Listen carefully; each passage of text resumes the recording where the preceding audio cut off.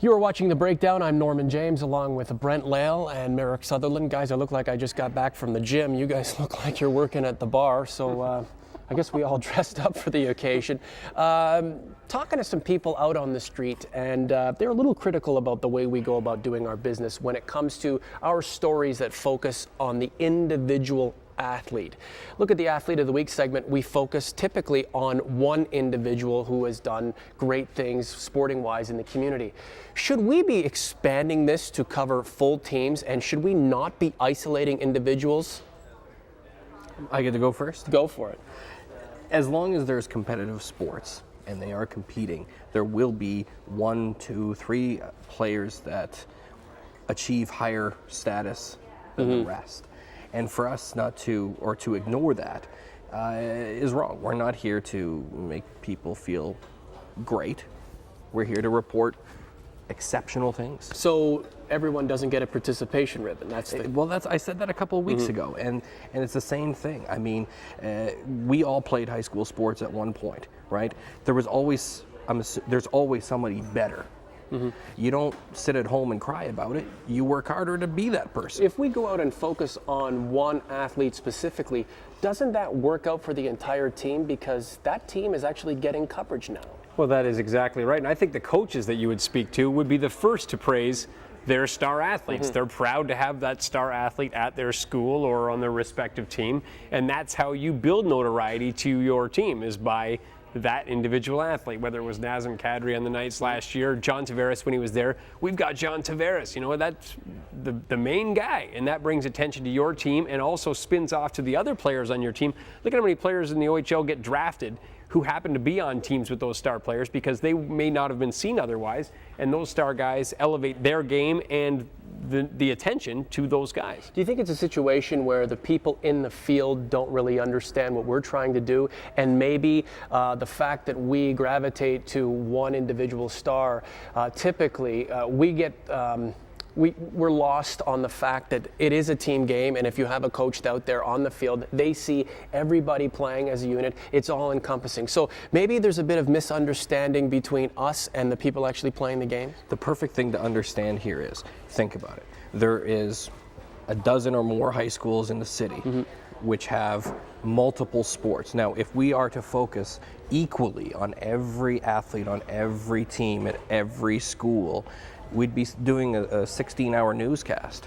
Why do you think that the general public, or sometimes members of teams, want to see the entire squad covered and do not appreciate it when one athlete is isolated, even if that athlete on that particular day, or maybe even throughout the season, is the dominant being within that entity? Why do you think there is still that either a little bit of resentment or even some jealousy? I was going to say, in some instances it probably is jealousy, but then there's some instances where you would have it both ways, where some parents would be humble and they wouldn't want their child to be pushed to the front because, you know, it is all about the team. But then there are other parents who'd be like, my kid is the best kid in the world, and put them on the news, you know. So it depends really probably on the type of family or the type of individual. When we did that story last week on Basketball America, when Danielle Carrier says, maybe I shot too much because I scored 43 points. Maybe that's just the type of kid that she is. But, you know, that's just the way it was. Well, I mean, and the thing is, we went there because, you know, there is an interest in the Carrier sisters. We've followed them in the past, and a great family, very athletic family. When we showed up to do highlights of that basketball game. If somebody, it doesn't matter who it is, drops 43 points, that's the story. That's the focus. And, you know, at the end of the day, it is easier to focus on one individual as opposed to give everyone on a team their due, even if at the end of the day, that is what's warranted. As I remind a lot of people in the field, or people who are either critical or who praise us, and this isn't me trying to defend what we do, but we're not a bulletin board. It's hard to give everybody a pat on the back. We've got to go to the big stories, and within those big stories, the people who do the most at that that time. Sometimes they're the heroes, sometimes they're the GOATs, but that is the way we have to do it. So I don't see the way we do our business changing. However, maybe we do take a look at that secondary figure on a team and see how what they did applied to the overall success as opposed to just going to the top individual. What do you think this team is capable of, and what do you think its deficiencies are right now? Well, I think they've got a long way to go before they can consider themselves a contender right now. They've got issues as far as scoring goals. They're near the bottom of the pack in that category.